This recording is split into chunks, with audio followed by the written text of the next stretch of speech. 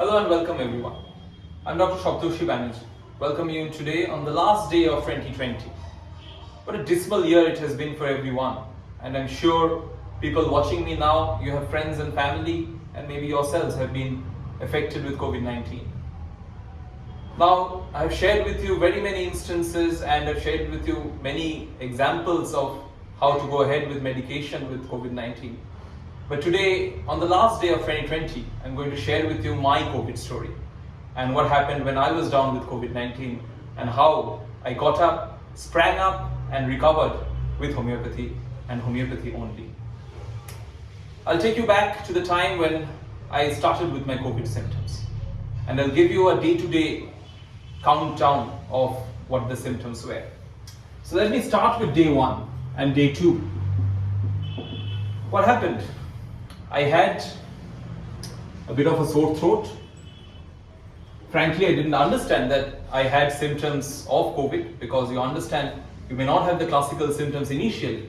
So there was just a sore throat, and I thought I may have been in contact with the air condition for quite a long time in my clinic, and possibly symptoms could have started as a consequence of that. And with the sore throat, I was feeling worse from cold air as well. So this I've learned again as an ancestral tip. Etiology from cold and aggravation from cold as well with the symptoms.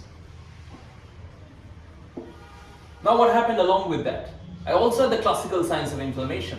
My face was quite congested, so there was a congestion in my face. My tonsils were a bit congested as well. I was running fever, so it was quite high temperature, so there was fever as well. There was pain in my throat, and I could feel a swelling in my tonsils as well. So if you see from this, all the classical signs of inflammation, as you can know, rubocalcidola tumor.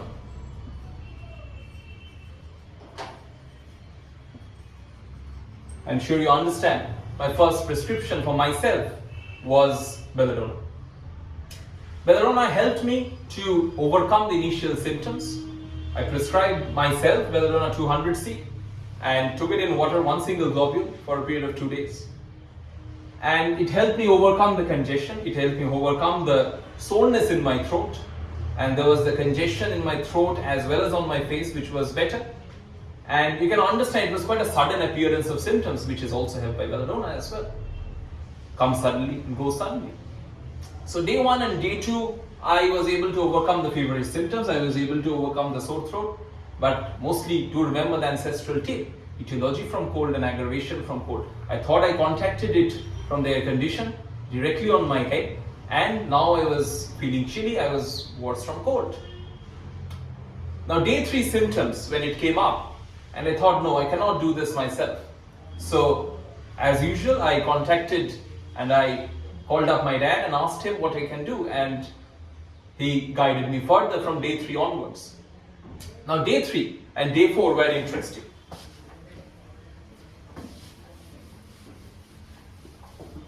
To be honest with you, each one of us know that whenever we come down with a fever or an acute cold, we have a definite group of symptoms which generally comes up. But here, with day 3, my symptoms were a bit different. And so, I thought I should not treat myself. And day 3 and day 4, I was feeling really weak. So weakness was really, really prominent. I was sweating quite a lot. And I generally perspired, but during these 2 days, I was really perspiring out of proportion. And the weakness I was feeling more around the time of the morning. Along with this, interestingly, I didn't have much cough on day 1 and day 2. So there's a little bit of cough which came up, but along with that, there was interestingly a stitching pain in my chest.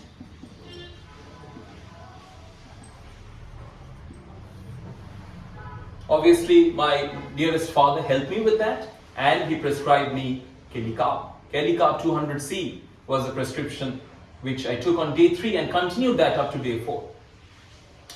Now interestingly, as you can understand, I was quite anxious because I didn't have any group of symptoms like these ever in my life. With an acute state, I generally come down with a sore throat and that congestion, and again it overcomes with belladonna. And there was a little bit of anxiety as well, and this was especially when I was alone. So that was also a feature of Keli Carb, that the anxiety is prominent when I'm being alone. And if you understand Keli Carb, the triad of Keli Carb is sweat, backache and weakness. Obviously I didn't have the backache, but I had 2 of the 3 triads which helped me guide towards Keli Carb. In fact, my dad guided me towards Keli Carb with the sweat, with the weakness, and the weakness was especially worse in the morning. And the stitching pain as well, and you know Kelis have the stitching pains. So day 3 and day 4 I took Keli Carb. Weakness was better, the stitching pains were much better with Keli Carb as well. Now comes day 5, and day 5 and day 6, you see how interestingly it comes up. Again, I was doing better for 2 days, day 5 and day 6, again called up that the weakness is a little bit better, I do not feel any more stitching pains at all. Now what to do? We had a different group of symptoms now. Day 5 again, interestingly, I was feeling bloated. So there was a lot of bloating. Plus. I was feeling like an air hunger, I'm feeling like if the doors and windows are closed, I cannot breathe anymore. So there was an air hunger which was quite prominent. Also along with that, I was having a lot of belching as well. Eructations were plus. So that was interesting, then feeling bloated, there was a lot of eructation, still there was quite a lot of weakness as well. Say it was 10 out of 10 before Keli Carb, after Keli Carb it was at least 4 to 5 out of 10. So if it was not 3+, I will say the weakness was still plus. Now along with that, if you have seen myself in previous videos as well, if you've seen myself, I'm quite active and quite energetic. But now with these day 5 and day 6, although the fever was not there, I was feeling very sluggish. And that was another feature as well. And with the bloating, I could feel a heavy sensation around my upper abdomen. So it was feeling heaviness in my chest and upper abdomen. So that was there. As I said, there was a lot of bloating, eructations were there. And with the sluggishness, I will say it was more sleepiness which I was feeling. I told my dad that it is a sleepy feeling which I am feeling, and he interpreted that as sluggishness. Now if you think, my friends, that there's a very good complementary relationship between Keli Carb and carbo-vegetables. And after prescribing Keli Carb, I had improved to that extent. And with these group of symptoms, obviously it pointed towards carbo-veg. With the air hunger, all carbons have the strong desire for fresh open air. You can think that of Keli Carb, Calcadia Carb, Graphitis, all carbons, they crave fresh open air. The air hunger is also a feature of carbo-veg, that's why. Bloating, a lot of belching, eructations, which make me better. Weakness, carbo-veg is in general very weak and exhausted. Vitality is quite low. And again, the sluggishness of carbon. I told my dad that I was feeling really sleepy. So that's the sluggishness which had come upon me on a very active and energetic person. So the sluggishness was there. And if you see in Borica's Metromedica, one of the interesting triads of carbo-veg is heaviness, sluggishness, and sleepiness. And fullness as well. Heaviness, fullness, and sleepiness. You can put in the center of the triangle sluggishness. And the sluggishness is a feature of the carbonates. So those were very interesting features for carbo-veg. And even in an acute prescription, we could follow the complementary relationship between Keli Carb and carbo-veg. Both follow each other really, really well. So now comes day 7 and day 8. I'm starting to feel a little bit of anosmia. I could not smell that well. I was feeling a loss of taste, little bit, but not that much. And as you can understand, I was not having severe symptoms because of the continued homeopathic treatment. Now day 7 and day 8 was interesting.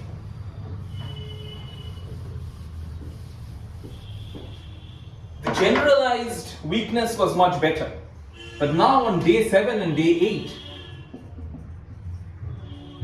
I could feel a weak feeling in my chest. So even making an exertion to talk was becoming difficult.